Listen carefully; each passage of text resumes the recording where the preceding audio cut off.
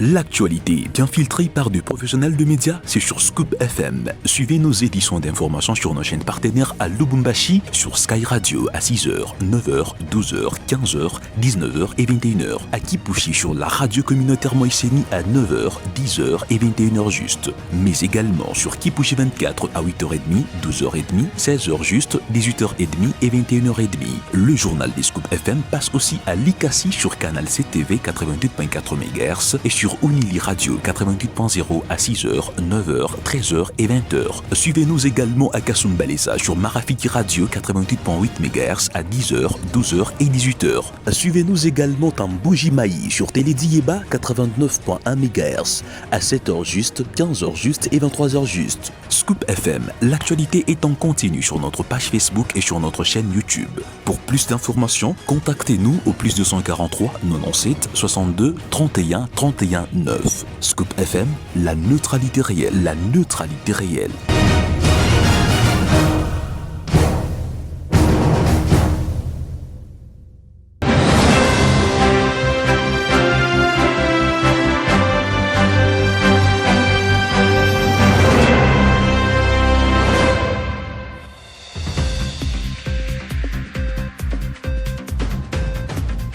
Bonjour à tous et bienvenue dans votre journal. Au sommaire, la fermeture du centre universitaire de Kassanji inquiète les étudiants qui ont rencontré la gouverneure Fifi Masuka Saini pour plaider la réouverture de l'établissement. Nous reviendrons également sur la situation sécuritaire dans la commune de Kampemba, ville de Lubumbashi, où la population, couverte de panique, lance un cri d'alarme après plusieurs tentatives de cambriolage en l'espace de quelques jours seulement. Nous vous souhaitons une fois de plus la bienvenue.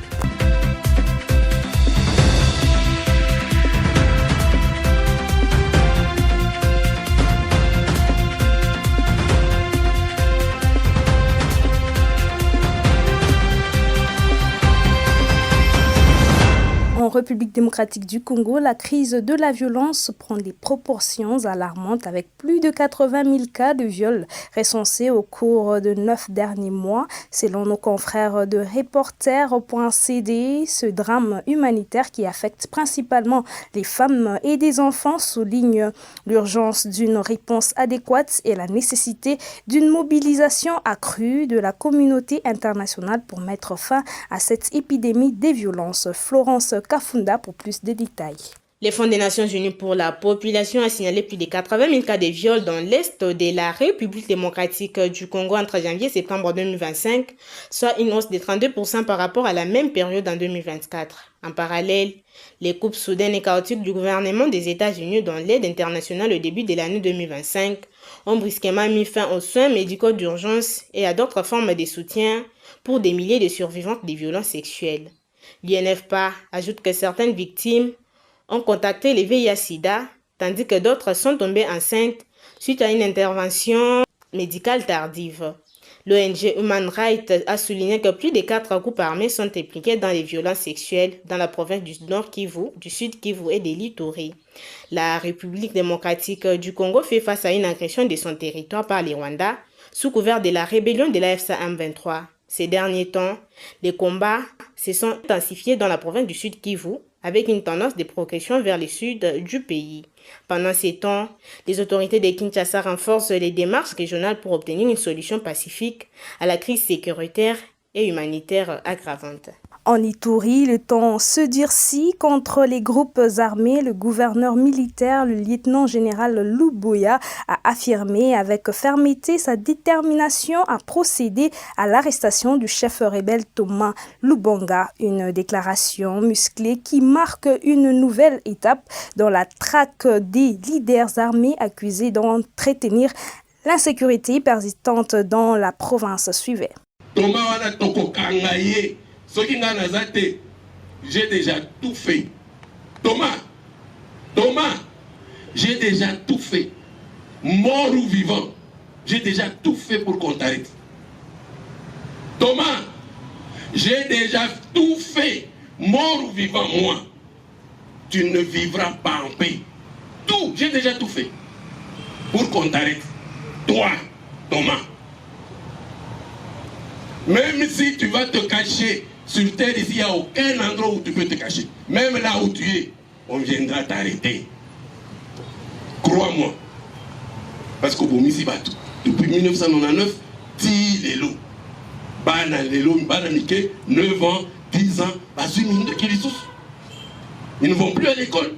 Tu veux que qui t'a pris? Même le diable, il n'a pas ta tête. Le diable est même plus beau que toi. Mais c'est vrai. Comme annoncé au sommaire, la cellule Kalija, située dans le quartier Bel Air 2, commune de Kampemba à Lubumbashi, est confrontée à une recrudescence alarmante de l'insécurité. Des tentatives répétées de cambriolage armé opérées selon les modes des diversions troublants inquiètent habitants et autorités locales, ravivant le débat sur l'efficacité des dispositifs de sécurité de proximité. Les détails sont dans ce commentaire choisi par votre rédaction. La situation sécuritaire dans la cellule Kalija devient de plus en plus préoccupante. En l'espace de quelques jours, cette partie du quartier Bel Air 2 s'est imposée comme un foyer récurrent de cambriolages armés opérés avec audace et violence. Les bandits, armés et organisés, exploitent désormais les mêmes signaux d'alerte, sifflets et vuvuzelas, pourtant recommandés aux habitants pour appeler au secours. Une stratégie perverse qui sème la confusion et fragilise davantage la vigilance communautaire. Si l'intervention policière de la nuit du 12 au 13 janvier a permis d'éviter les pires, elle ne suffit pas à rassurer la population encore sous le choc des attaques précédentes marquées par des vols importants et des tirs sur un jeune riverain. Face à cette escalade, l'annonce d'une réunion stratégique est attendue avec espoir, mais aussi scepticisme. À Kalija, l'urgence n'est plus seulement de réagir, mais d'anticiper pour que la peur ne devienne pas une norme quotidienne. Terminons cette édition par cette information face à la fermeture du centre universitaire de Kassanji. Des étudiants de cette deuxième ville du Lualaba ont été reçus ce mardi 13 janvier 2026 par la gouverneure Fifi Masuka Saini à qui ils ont exprimé leur inquiétude quant à leur avenir académique selon la cellule de communication du Lualaba. La fermeture du centre universitaire de Kassanji, deuxième ville de la province du Lualaba, a plongé la communauté estudiantine dans l'incertitude. Les étudiants désespérés ont décidé de faire entendre leur voix. Face à cette situation, la gouverneure Marie-Thérèse Masuka Saini a décidé d'agir. Ce mardi 13 janvier, elle a reçu une délégation des anciens étudiants de cet alma mater venus plaider pour la réouverture de leur institution. La gouverneure a écouté attentivement les préoccupations des étudiants et a promis d'intervenir en toute urgence. Selon le chef de la délégation, cette audience a été un véritable succès. Il a salué le sens d'écoute et l'attachement profond de la gouverneure à la formation et à la promotion de la jeunesse, tout en appelant les étudiants au calme, à la retenue et à la patience en attendant l'aboutissement des démarches annoncées. Nous sommes venus rencontrer l'autorité provinciale en rapport avec la mesure qui a été prise par M. le recteur de l'université de Kolwezi de la fermeture du centre universitaire de Kassanji. Alors nous, en tant que cadres et anciens de cette université, nous n'avons pas bien accueilli cette mesure. C'est comme ça que nous nous sommes dit que nous puissions rencontrer l'autorité. L'autorité a accueilli la délégation avec beaucoup de satisfaction et avec beaucoup d'intérêt parce qu'à Kassanji, il y a ces enfants, il y a ces jeunes qui étudient. Elle a besoin d'avoir une jeunesse formée, une jeunesse éduquée et une jeunesse instruite.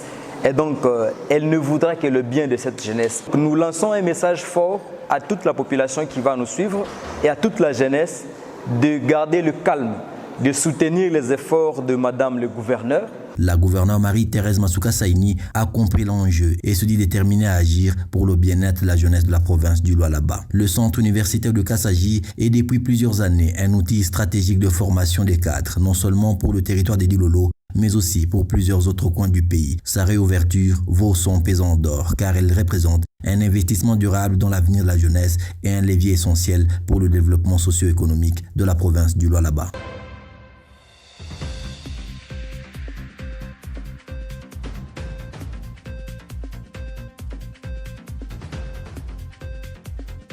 C'était votre journal de ce mercredi 14 janvier 2026. À la présentation, c'était la voix de Nike Zumba, coordonnée par Christian Mouchompa. Merci de votre attention et restez connectés pour suivre toute l'actualité du pays et internationale.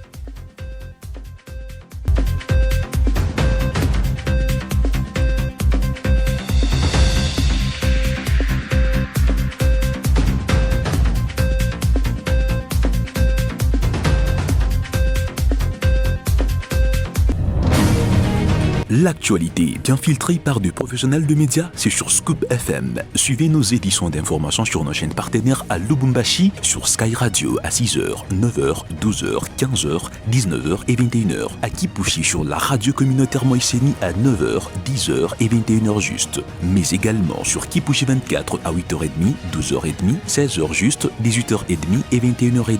Le journal des Scoop FM passe aussi à Likasi sur Canal CTV 88.4 MHz et sur Unili Radio 88.0 à 6h, 9h, 13h et 20h. Suivez-nous également à Kasumbalesa sur Marafiki Radio 88.8 MHz à 10h, 12h et 18h.